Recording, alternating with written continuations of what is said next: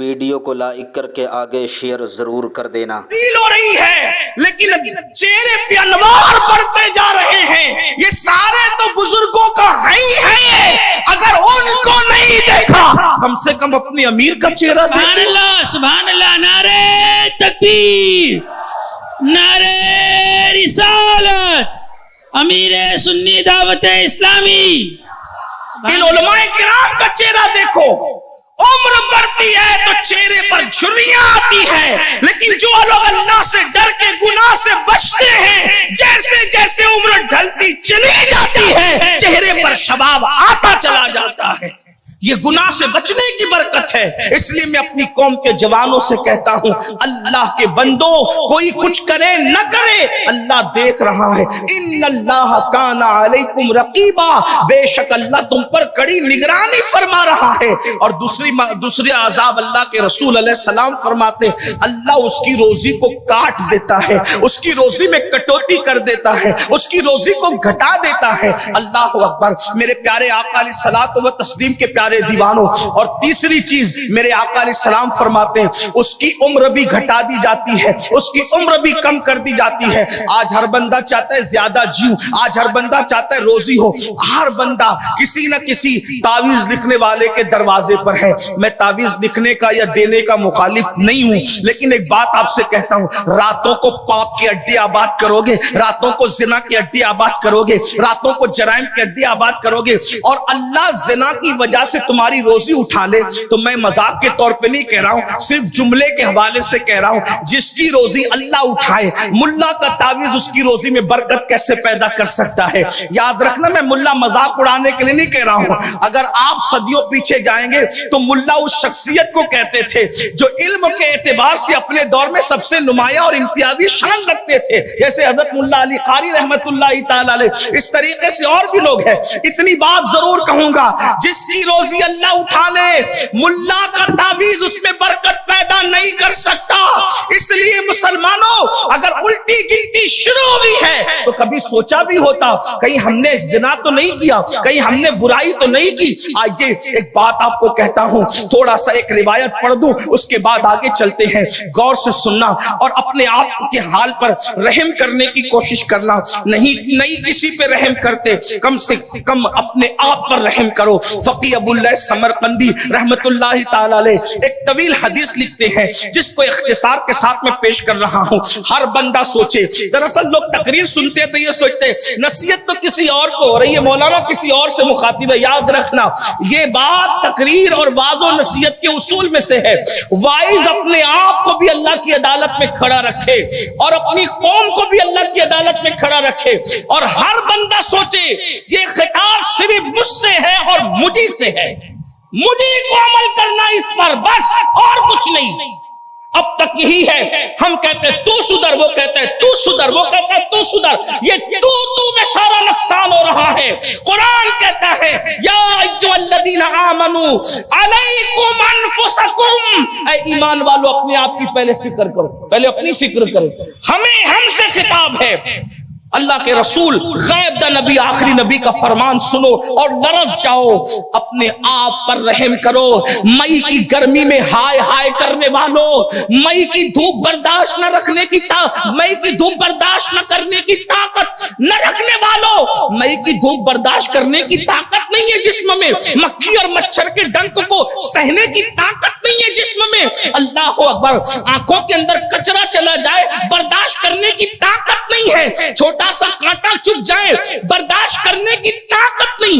इतने कमजोर इंसान तू अल्लाह के अजाब को कैसे बर्दाश्त कर सकेगा। देख तेरे और मेरे नबी क्या फरमा रहे हैं। ये महफिले वाज़ो नसीहत लतीफे के लिए नहीं, आपको जन्नत के सर्टिफिकेट देने के लिए नहीं, आपके सरों पर हाथ रखकर सहला करके आपको सुलाने के लिए नहीं, ये तो बांगे दिरा के तौर पर है।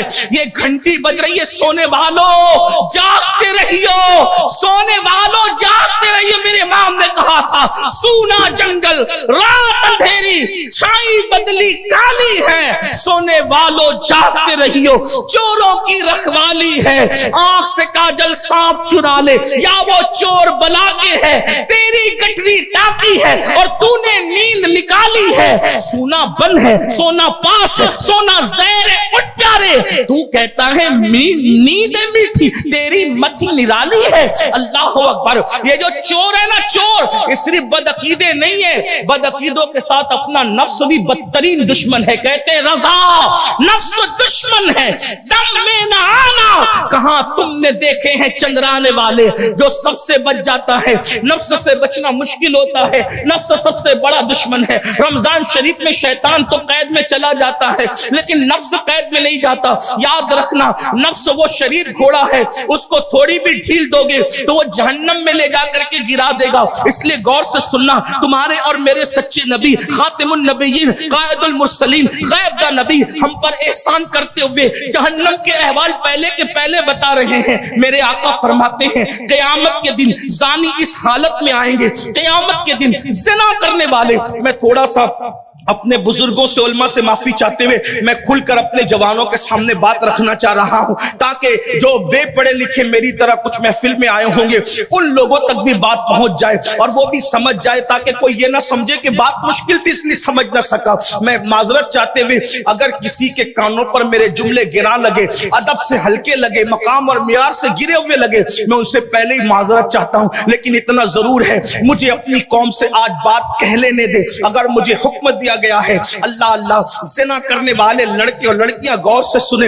इनके जरिए से अल्लाह उनके कान तक आवाज पहुंचाए। मेरे और आपके आका फरमाते हैं क़यामत के दिन ज़िना करने वाले इस हाल में आएंगे कि उनके चेहरे पर जहन्नम की आग भड़क रही होगी और उनकी अपनी शर्मगाह से इतनी गंदी और खतरनाक बदबू आ रही होगी कि उस बदबू से पूरा मैशर उनको पहचानेगा कि ये जानी है, जानी।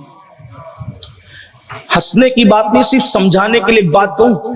5 लोग महफिल में बैठे और अगर किसी की गैस निकल जाए और उसमें बदबू हो तो उस वक्त इंसान को कितनी शर्म आती है। एक रियल चीज कह रहा हूं मैं, कोई हंसने हंसाने की बात। 5-7 लोग बैठे हो, पेट की हवा निकल जाए और उसमें बदबू तो आदमी को कितनी शर्म आती है।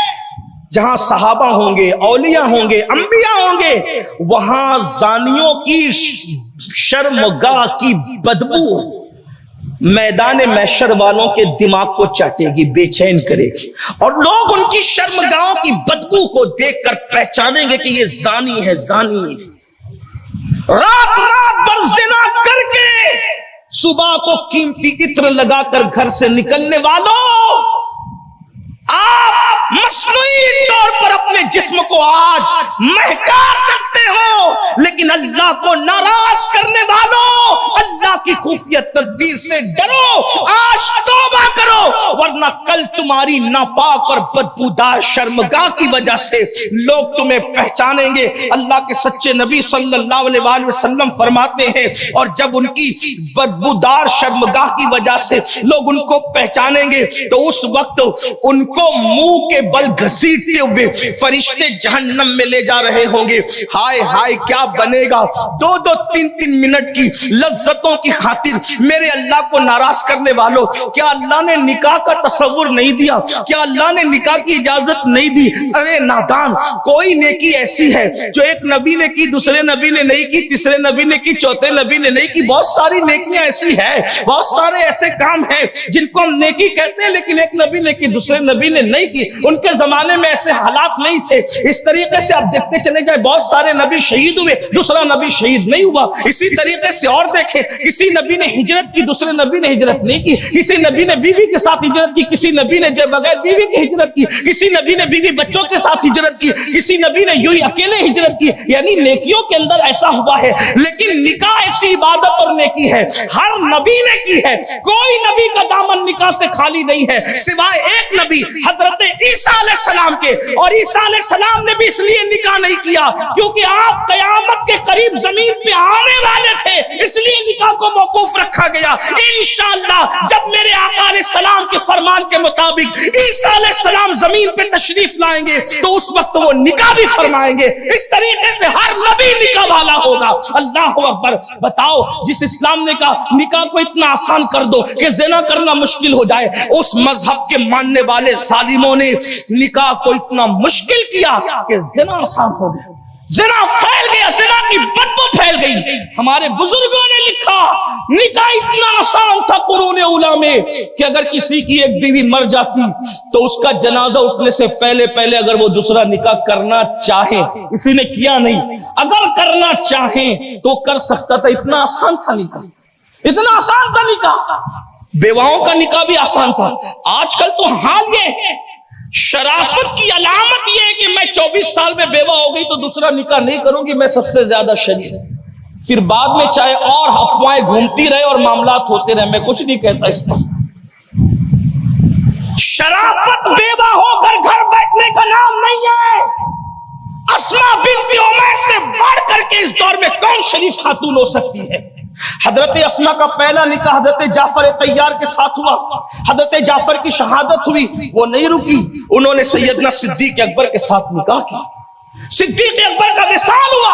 अस्मा बिन्त उमैस का तीसरा निकाह 2 बार बेवा होने के बाद मौलाए कायनात मुश्किल कुशा सैयदना अली मुर्तजा से हुआ। मैं हजरत अस्मा की जूतियों पे अपना दिल रख के कुर्बान होना चाहता हूँ। कितने बड़े बड़ों की बीवी बनी।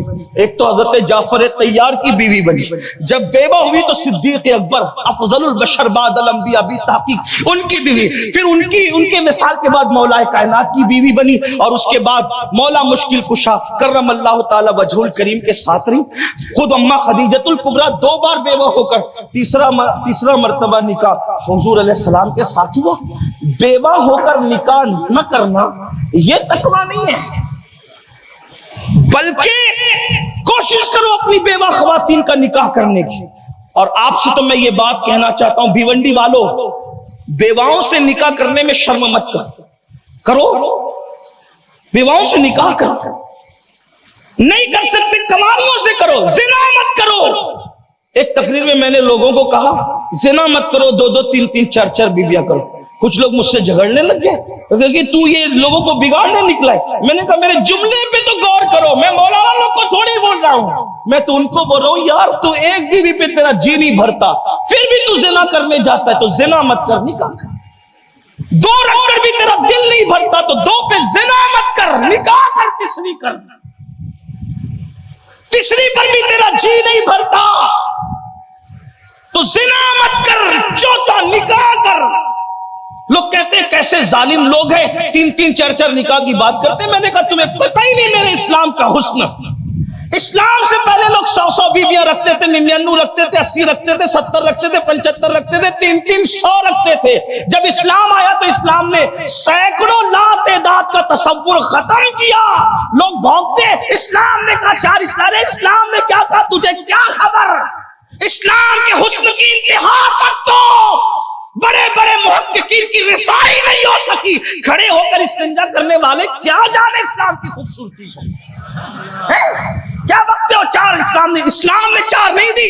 इस्लाम जिस माहौल में आया, यानी पैगंबर इस्लाम का कानून, वो पस मंजर देखो, लाख कोई तादाद नहीं थी अरब में। किसी की 300 है, किसी की 100 है, किसी की 500 है।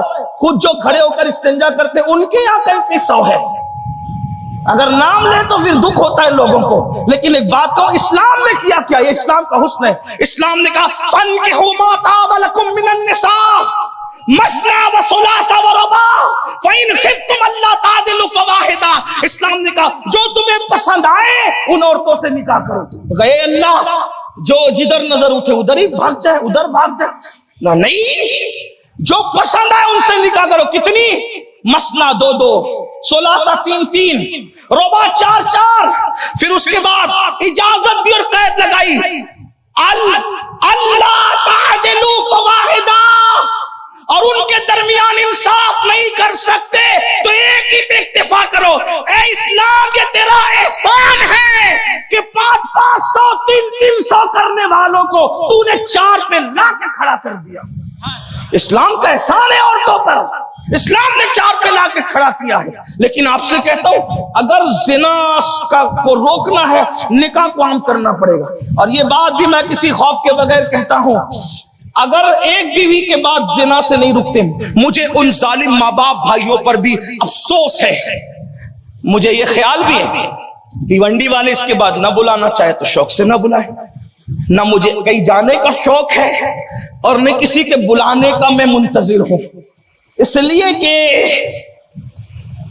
मुझे एक ही जगह जाने का शौक है बस, और वहीं रह जाने का शौक है।